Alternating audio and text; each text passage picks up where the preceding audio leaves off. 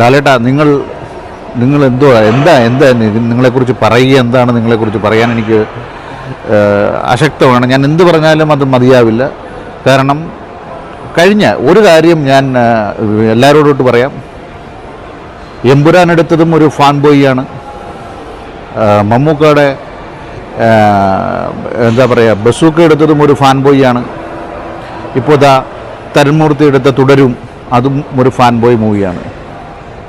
എങ്ങനെ നിങ്ങളൊരു മനുഷ്യനെ ആരാധിക്കുന്നെങ്കിൽ, ഒരു നടനെ ആരാധിക്കുന്നെങ്കിൽ, അദ്ദേഹത്തിൻ്റെ സിനിമകൾ നിങ്ങൾക്ക് സന്തോഷം നൽകുന്നെങ്കിൽ, ആ മനുഷ്യനെ എത്രയും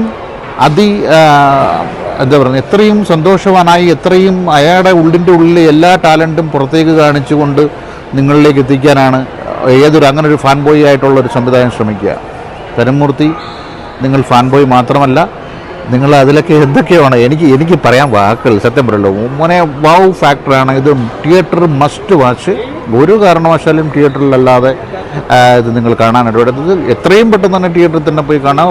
ഒരു സീൻ പോലും നിങ്ങൾ ഇതിൽ നിന്ന് മറ്റുള്ള റിവ്യൂ കേട്ടിട്ടോ അല്ലെന്നുണ്ടെങ്കിൽ ഇതിനകത്തുനിന്ന് കഥ മനസ്സിലാക്കിയിട്ടോ കഥയുടെ ഇത് പോയി കഴിഞ്ഞ് കഴിഞ്ഞാൽ അതിനകത്തൊരു സസ്പെൻസ് എലിമെൻറ്റ്സ് നിങ്ങൾക്ക് ഉണ്ടാവില്ല. നിങ്ങൾക്ക് ലാലേട്ടൻ തിരിച്ചു വന്നെന്നോ ലാലേട്ടനിൽ നിന്ന് ഇനിയിപ്പം അങ്ങനെ ഒന്നും പറയേണ്ട കാര്യമില്ല. ഇത് ലാലേട്ടൻ തിരിച്ചു വന്നൊന്നുമല്ല. എന്താണ് ലാലേട്ടൻ എന്നുള്ളത് നിങ്ങൾക്കിത് തരുൺമൂർത്തി കാണിച്ചു തരികയാണ്.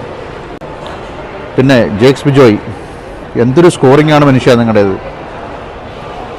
ഇതിൽ മോഹൻലാലിൻ്റെ കാറിൻ്റെ കാര്യം, നമ്പർ 4455 നമ്പറിലുള്ള അംബാസഡർ കാർ, അതിനകത്തൊരു കഥാപാത്രമാണ്. ആ വണ്ടി എവിടെയൊക്കെ നിൽക്കുന്നു, ആ വണ്ടിയിൽ ആരൊക്കെ കയറുന്നു, ആ കയറുന്നവരോടൊപ്പം നമ്മളും യാത്ര തുടങ്ങിയാണ്.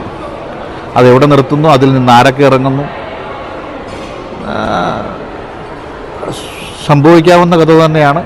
എല്ലാവർക്കും കണക്റ്റാവുന്ന കഥയാണ്. Theatre must watch. ഒരിക്കൽ കൂടി പറയുന്നു, തിയേറ്റർ മസ്റ്റ് വാച്ച്.